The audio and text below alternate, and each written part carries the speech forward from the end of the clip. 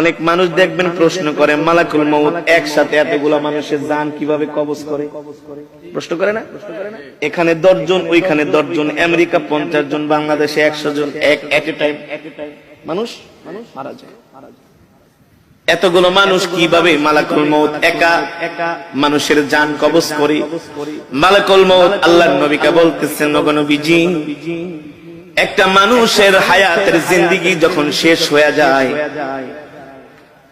আল্লাহ তাআলার আরশে আজিমে একটা গাছ আছে, ওই গাছের সাথে এক পাতা আছে, প্রত্যেকটা পাতায় পাতায় এক একটা মানুষের হায়াতের জিন্দেগি লেখা থাকে। যখন তার হায়াতের জিন্দেগির শেষ হয়ে যায়, 40 দিন বাকি থাকে, তার হায়াতের জিন্দেগির ওই গাছের পাতাটা হলুদ বর্ণ হয়ে যায় 40 দিন আগে। ওই বান্দাকে যে ফেরেশতার মাধ্যমে রিজিক দেওয়া হয়, ওই রিজিকওয়ালা ফেরেশতা 40 দিন আগে আয়েশা বইলা যায়, আল্লাহ তোমাকে 40 বছরের 50 বছরের জিন্দেগি দিয়া দুনিয়াতে পাঠাইছে, তোমার জন্য আল্লাহ যতটুকু রিজিক নির্ধারণ করছে, তোমার রিজিক খাওয়া শেষ, আর মাত্র 40 দিনের রিজিক বাকি আছে। কয়দিন? আবার যখন এইভাবে করে 1 দিন 2 দিন 3 দিন যেতে থাকে, প্রত্যেকদিন ফেরেশতা আয়েশা তার মাথার সামনে বৈশা বলে, শোনো শোনো, তোমার বাকি আছে আর 38 দিন, 37 দিন, 36 দিন। দেখেন আমার সাথে আপনাদের কথাগুলো মিলে কিনা?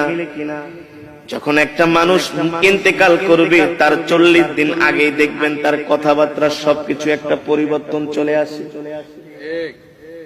খাওয়া দাওয়ায় পরিবর্তন চলে আসে, খেতে পারে না। যেই মানুষ আধা কেজি চাউলের ভাত খায়, 1 কেজি চাউলের ভাত খায়, আধা কেজি গরুর গোশত, 1 কেজি গরুর গোশত খেয়ে ফেলে, ওই মানুষ দেখবেন 1 মুঠা ভাতও খেতে পারে না। তার সামনে খাবার দিলে আর খাবার ভালো লাগে না। যেই মানুষ 1-2 গ্লাস দুধ খেয়ে ফেলতো, সেই মানুষকে চামিচ দিয়ে দুধ খাওয়ানো হয়। যেই মানুষ 1-2 হালি কমলা খেয়ে ফেলতো, তাকে একটা কমলার খোসা মুখে নিয়ে একটু রস খাওয়ানো হয়। কারণ কি রে ভাই? কারণ কি? আল্লাহর নবী বলেন, আল্লাহ তাআলা তার জন্য যতটুকু রিজিক নির্ধারণ করেছিলেন, তার রিজিক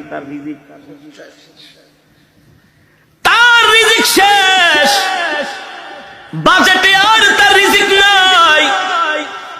আর মালাকুল মউত আয়েশা বলে, শোন, তোর বাকি আছে আর মাত্র 3 দিন। 40 দিনের থেকে কয়দিন?